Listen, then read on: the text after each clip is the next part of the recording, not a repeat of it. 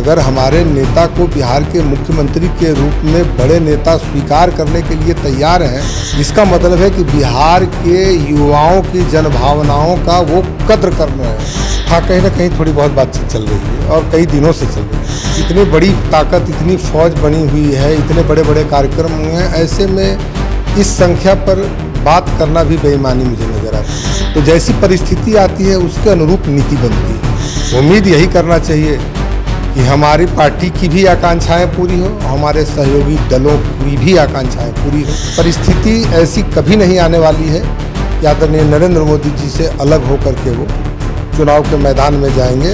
देखिए, हमारे नेता बिहार और बिहारियों की पहली पसंद है। पांचों कितने पर संतुष्ट होंगे, यह विषय इसी का समाधान होता है गठबंधन में। नमस्कार, लाइव सिटीज देख रहे हैं आप। मैं हूं आपके साथ धीरज सिंह। चुनाव आयोग बिहार में कभी भी विधानसभा चुनाव की तारीखों का ऐलान कर सकता है। उससे पहले आज पटना में भाजपा अपने सहयोगी दल के नेताओं के साथ सीट शेयरिंग को लेकर बैठकें कर रही है, लेकिन इस बैठक में चिराग पासवान और उनकी पार्टी नज़र नहीं आ रही। हमारे साथ है लोजपा रामविलास के धीरेन्द्र मुन्ना जी। धीरेन्द्र जी, आज पटना में बीजेपी अपने सहयोगी दल के नेताओं के साथ बैठक कर रही है, लेकिन उस बैठक में आप लोग नज़र नहीं आ रहे, आपकी पार्टी नज़र नहीं आ रही कहीं। देखिए, हमारे नेता आदरणीय चिराग पासवान जी केंद्र में मंत्री भी हैं जी और पार्टी के राष्ट्रीय अध्यक्ष भी हैं, तो कई और जिम्मेवारियां रहती हैं उनको निभानी। तो पटना में वो नहीं है, इसलिए शायद वो मुलाकात नहीं हो पा रही है उनकी। तो क्या आप लोग पहले से जानकारी नहीं थी कि इस तरह की बैठक कुछ पटना में होने जा रही है? ये तो राष्ट्रीय अध्यक्ष जी को पता होगा, लेकिन हमारे संज्ञान में तो ऐसी जानकारी नहीं थी। जी। आप ही लोगों के माध्यम से पता चला है कि वहाँ पे बैठक हो रही है। जी। चुनाव आयोग कभी भी चुनाव की तारीखों का ऐलान कर सकता है। कब तक सीट शेयरिंग को लेकर फाइनल हो सकता है एनडीए में? चूंकि अब तक कहा जा रहा है कि आप लोग की तो बातचीत भी शुरू नहीं हो पाई है वहाँ पे। नहीं, मैं ये बात में सच्चाई नहीं है। मैं कई स्तरों पे बात होती है और हमारे प्रभारी बिहार के आदरणीय अरुण भारती जी कहीं ना कहीं बातचीत में हैं, बातचीत चल रही है।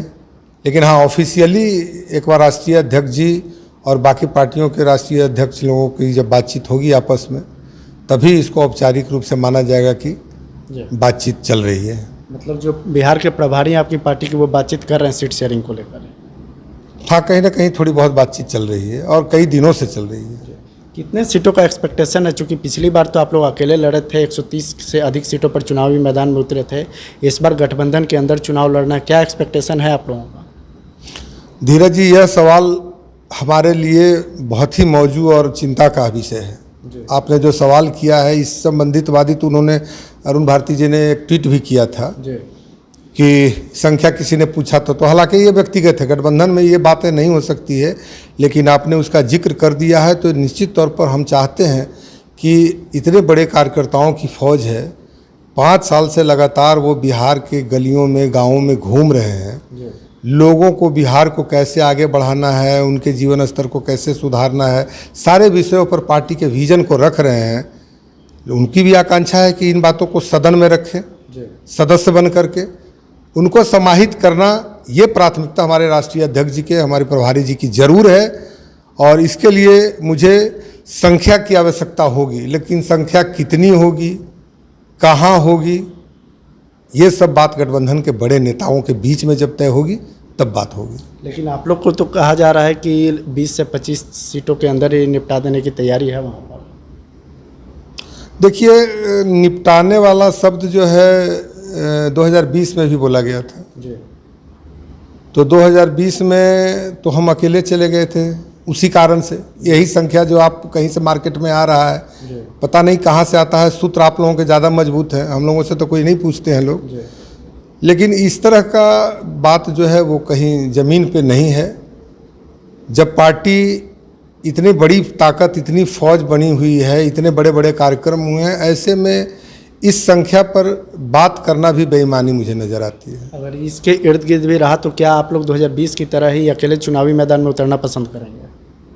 मैं आपका सवाल समझ नहीं पा रहा हूँ धीरज जी, इर्द गिर्द क्या होता है?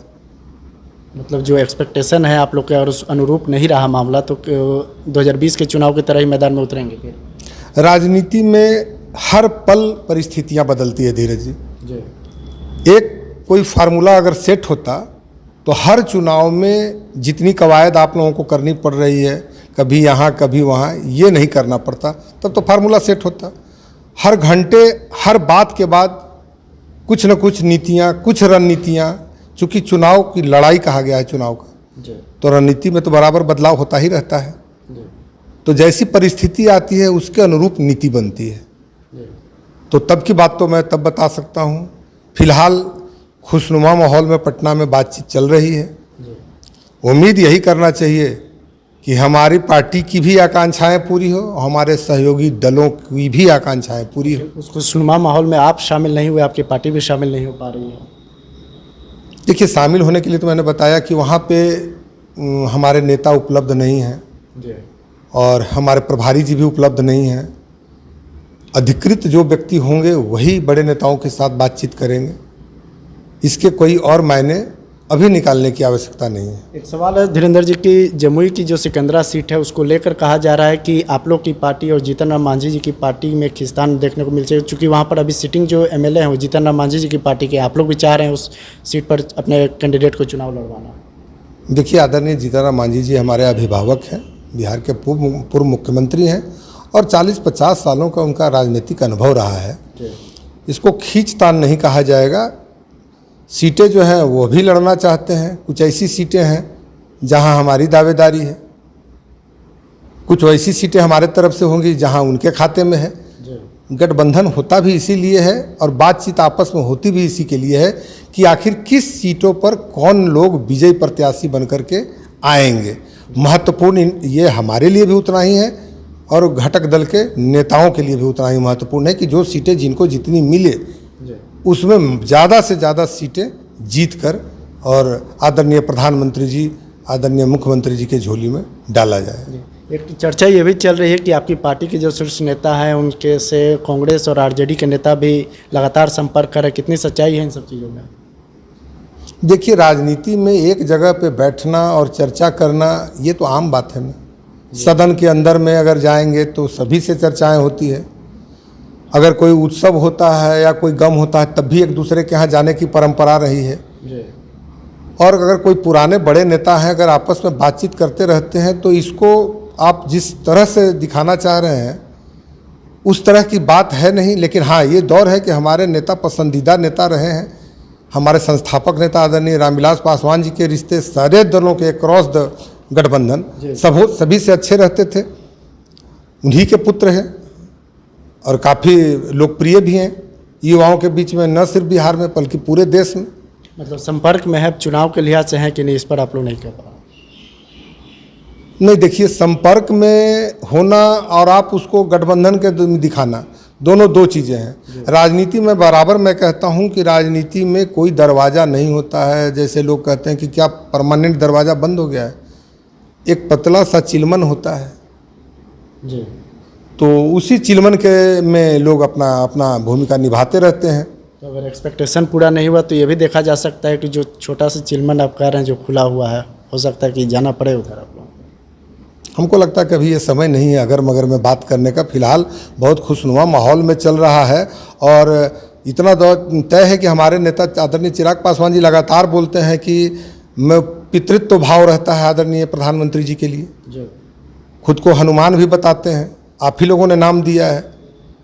तो मुझे लगता है कि परिस्थिति ऐसी कभी नहीं आने वाली है कि आदरणीय नरेंद्र मोदी जी से अलग होकर के वो चुनाव के मैदान में जाएंगे। इस तरह की चीज़ों को फिलहाल दूसरे चश्मे से देखने की आवश्यकता नहीं लगती। नहीं, ऐसा इसलिए भी कि आरजेडी और कांग्रेस के नेता तो आप लोग की पार्टी पर, आपके नेता पर हमलावर नहीं दिखते। कल पशुपति कुमार पारस ने भी आप लोग के नेता को सीएम बनाने की वकालत कर रहे हैं। वो देखिए, हमारे नेता बिहार और बिहारियों की पहली पसंद है। युवा का 58% जो आबादी वो बिहार में है, जो 25 साल की आयु वर्ग के हैं। बुजुर्ग जितने जो बिहारी फर्स्ट विजन को पढ़े हैं, तो ये हमारे लिए तो खुशी की बात है कि मेरे पार्टी के तो सभी लोग चाहते ही हैं, बिहार के आम आवाम चाहते ही हैं, महिलाएं चाहती हैं, युवा चाहते हैं। लेकिन across the party, across the गठबंधन आदरणीय विपक्ष में नेता हैं प्रशांत किशोर जी, उन्होंने भी उनसे जब किसी ने सवाल किया तो उन्होंने कहा कि अगर मुझे वोट देने की ज़रूरत पड़ेगी तो मैं चिराग पासवान जी को मुख्यमंत्री के रूप में वोट दूंगा। दूसरी बार अगर आदरणीय पारस जी ने कहा है तो मैं, ये मेरे लिए तो गौरव का विषय है ना अगर हमारे नेता को बिहार के मुख्यमंत्री के रूप में बड़े नेता स्वीकार करने के लिए तैयार हैं, इसका मतलब है कि बिहार के युवाओं की जनभावनाओं का वो कद्र कर रहे हैं। ये मेरे लिए गौरव का विषय है, जिस पर हमारे पार्टी के कार्यकर्ता को गौरव है। आज बिहार के तमाम ऐसे लोग, बड़े लोगों को भी ये महसूस हो रहा है, तो मैं उनका स्वागत करता हूँ। आखिर में एक सवाल है, चुनाव आयोग कभी भी तारीखों का ऐलान कर सकता है, आचार संहिता लग सकता है, कब तक सीटों का बंटवारा एनडीए में संभव माना जाए और एलजेपी कितने सीटों पर संतुष्ट हो सकती है जो अगर आंकड़ा दिया जाता है? संतुष्टि की सीमाएं एक की नहीं होती है। गठबंधन में 5 दल हैं, पांचों कितने पर संतुष्ट होंगे यह विषय इसी का समाधान होता है गठबंधन में। अगर मैं कितने पर संतुष्ट हो जाऊं तो क्या 4 दल संतुष्ट हो जाएंगे? नहीं होंगे। तो जितना मेरे लिए कार्यकर्ताओं को एडजस्ट करना चैलेंज है, उतना ही चैलेंज मेरे बाकी जो घटक दल के नेता हैं चारों, उनके लिए भी है। तो ये एक सामूहिक प्रयास होगा कि अपने अपने कार्यकर्ताओं को ज़्यादा से ज़्यादा कैसे एडजस्ट कर सके, कैसे संतुष्ट कर सके और कैसे उनको बिहार के बेहतर परिणाम में कार्यकर्ताओं के उत्साह को बनाए रखें, ये हम लोगों के लिए ज़्यादा ज़रूरी है। कब तक फाइनल हो सकता है और आप लोग कम नामों की घोषणा करना स्टार्ट कर देंगे? ये तो बड़े नेताओं का है। जब पांचों दल के बड़े नेता एक जगह आपको दिख जाए हाथ पकड़े हुए, समझिएगा कि उसी दिन होना है। उसी दिन फाइनल हो जाएगा? जी, उसी दिन फाइनल हो जाएगा। बहुत बहुत धन्यवाद। ये लोजपा रामविलास के राष्ट्रीय प्रवक्ता धीरेन्द्र मुन्ना जी। दिल्ली से लाइव सिटीज़ के लिए मैं धीरज सिंह।